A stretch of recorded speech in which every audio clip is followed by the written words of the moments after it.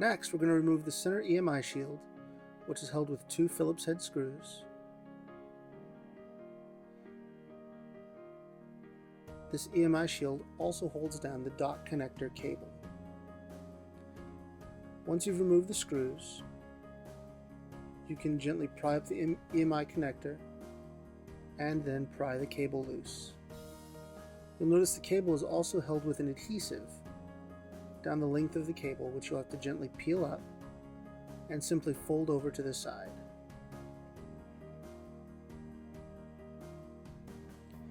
Once we've folded the cable over to the side, you'll notice this is the antenna cable. You'll want to loosen that from the dock connector, speaker assembly, and the logic board. Then you'll want to remove the 1 Phillips head screw at the base of the logic board.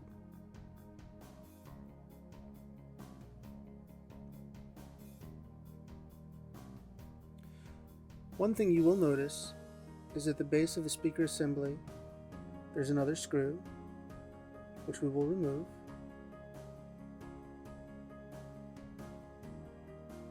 And you'll also notice that there are several small teeth, there should be 4 in total, which appear to ground out the antenna against the base of the midboard frame.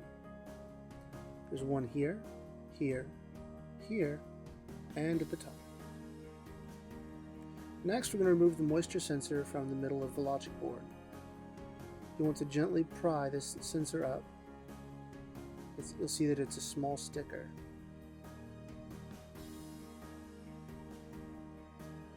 The way this appears to work is there is a white coating that will dissolve upon exposure to moisture, which will reveal the red dot below.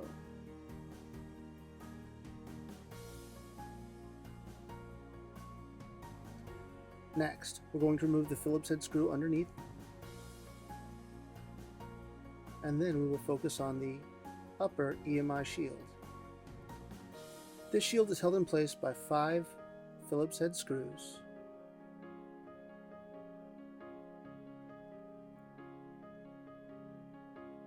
You'll notice that the 2 screws lined up next to the camera are the smallest of the screws. The very center screw at the top is the longest of the screws, and the 2 outside screws are medium-sized in comparison to the 2.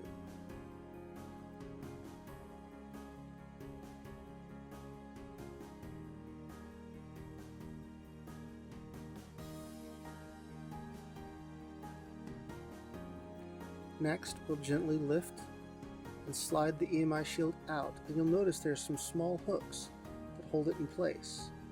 So I want to make sure to push forward to lift that out. Once the EMI shield is removed, you'll notice there is another screw that holds the logic board in place. And inside of that screw is a socket for one of the EMI screws. Next, we're going to remove the 3 connectors that control the earpiece speaker, the front-facing camera, and the volume rocker hold switch assembly. After that, we'll remove the digitizer cable and then the LCD cable. Now we're ready to remove the rear-facing 5 megapixel camera. The ribbon cable that holds it in place is located directly below the cable and can be simply pried up gently. Once it has been pried up, it can be simply lifted out of its socket, and you'll see the flash assembly and camera are in this small unit. Now, we're ready to remove the logic board. This can simply be lifted up and pulled down to remove out of place. Next, lift up on the speaker assembly, and it will also be removed. You'll notice that you can see the 4 teeth that we spoke about earlier right here. Now we are almost ready to remove the LCD and digitizer assembly. You'll notice a series of 10 screws located along the edge of the iPhone, 3 along each side and 4 in the corners. The 3 larger screws also have a small washer that help hold the LCD in place. Before we can remove the LCD and digitizer, we have to remove the vibrator assembly. This is held in place with 2 small Phillips head screws. One will be short and one will be long. The longer screw will be towards the inside.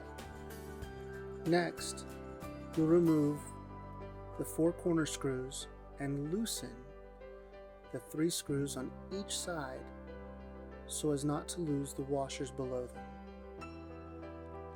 Typically 2 to 2.5 turns should be enough to loosen these screws without causing them to come out of socket. This will prevent you from losing the small washers.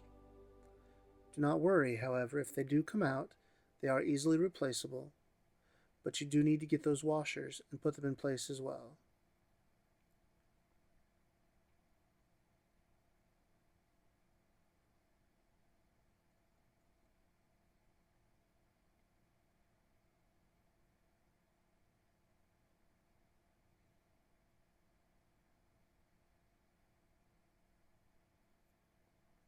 Now, for the screws in the corner.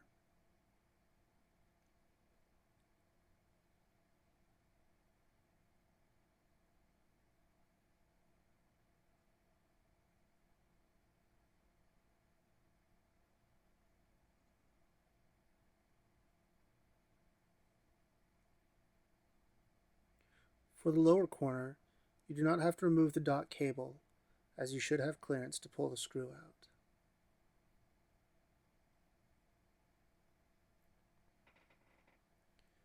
You also want to be careful as you unscrew so as not to damage the small components in the base.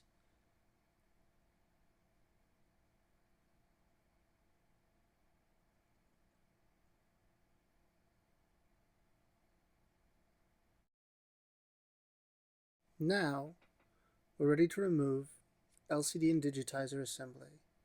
Using a flat probe tool, gently pry on all sides to separate the LCD and digitizer. Then, carefully slide the cables so they come out of the midboard. This may take a little work, but you want to be careful not to tear these cables. Once you've pressed the cables through, the midboard and the LCD and digitizer assembly should simply come apart. You should notice that on the back of your LCD and digitizer assembly, there may be some adhesive left over. You may see some of the same on the midboard. On the midboard, you will see the front-facing camera, the earpiece speaker assembly, the ambient light sensor, and a noise-canceling microphone. On the base, you can see the home button. On the back side, you'll see the dock connector, the dock connector cable, and the home button ribbon assembly.